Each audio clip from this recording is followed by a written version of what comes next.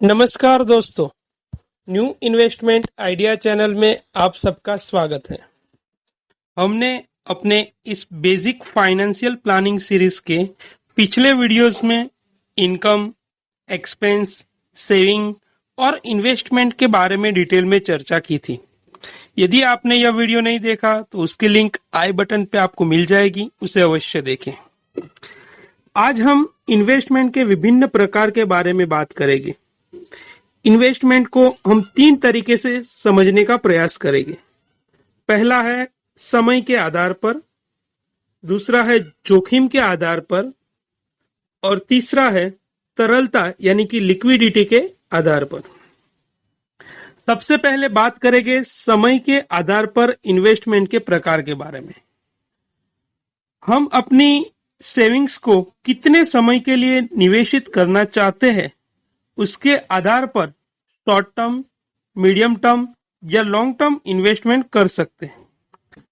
एक बात याद रहे, इन्वेस्टमेंट शॉर्ट टर्म के लिए है या लॉन्ग टर्म के लिए, ये हर एक व्यक्ति के लिए अलग अलग हो सकता है।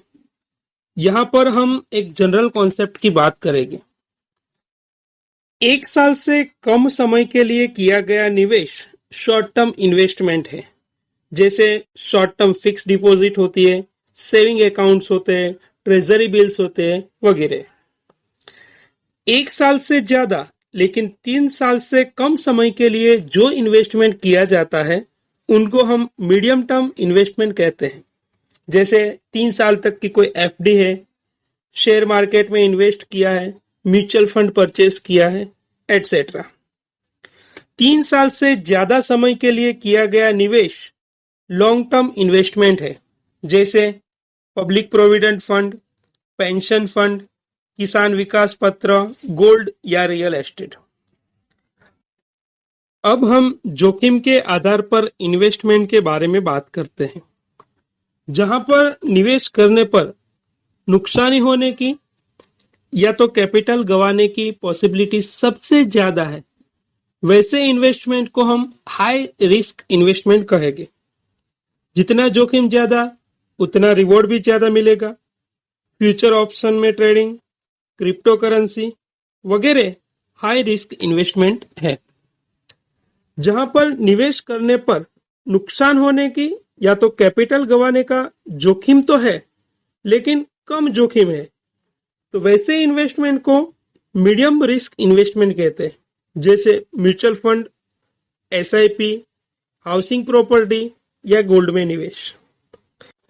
जहां पर निवेश करने पर नुकसानी होने का या तो कैपिटल गंवाने का जोखिम बहुत ही कम है, तो वैसे इन्वेस्टमेंट को लो रिस्क इन्वेस्टमेंट कहते हैं।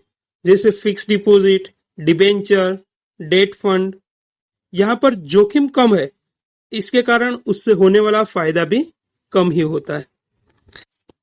तीसरे और आखिरी प्रकार के बारे में बात करेंगे, जो है लिक्विडिटी यानी तरलता के आधार पर।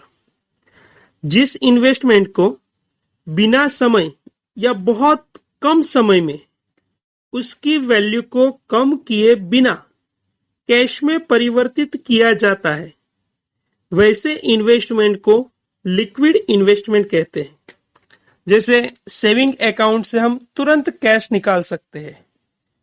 शेयर या म्यूचुअल फंड को बेचकर तुरंत कैश में कन्वर्ट कर सकते हैं, क्योंकि ये दोनों लिक्विड इन्वेस्टमेंट है। जिस इन्वेस्टमेंट को तुरंत कैश में कन्वर्ट करना मुश्किल है या तो कैश में कन्वर्ट करने से उनकी वैल्यू कम हो जाती है, वैसे निवेश को इलिक्विड इन्वेस्टमेंट कहते हैं।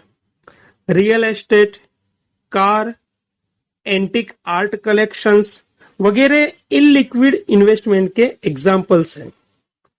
दोस्तों, बेसिक फाइनेंशियल प्लानिंग के यह वीडियो सीरीज के अगले भाग में हम कहां निवेश कर सकते हैं उसके बारे में डिटेल में चर्चा करेंगे। यदि वीडियो अच्छा लगे तो लाइक एंड शेयर अवश्य करें। अगले वीडियो आने तक सब स्वस्थ रहें, सुरक्षित रहें। धन्यवाद।